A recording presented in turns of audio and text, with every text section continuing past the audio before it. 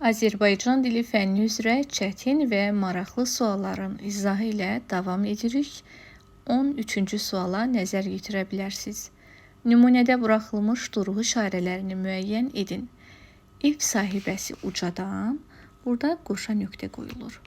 Daha sonra yeni abzasdan nitq vasitəsiz nitq başladığı üçün tire qoyulur. Baxın, burada tire qoyulacaq. Oğlan xitabdır, ona görə özündən sonra virgül qoyulur. Mənə bax, virgül, tire, dedi. O topu, baxın, dedi əgər iki nitqin ortasında işlənirsə, hər iki tərəfdən virgül, tire tələb edir. Dedidən əvvəl də, sonra da virgül, tire. O topu bir də bizim həyətdə görsəm, fiilin şərt şəkli özündən sonra virgül tələb edir. Atana şikayət edəcəyəm. İndi baxaq. Qoşa nöqtə ilə başladıq. Neçə virgül oldu? 4 virgül oldu. Bəs neçə tire oldu? 3 tire.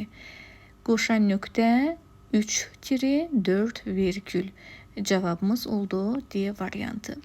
Bu tipli izahların daha tez paylaşılması üçün keçid edərək kanalımıza abunə ola bilərsiniz.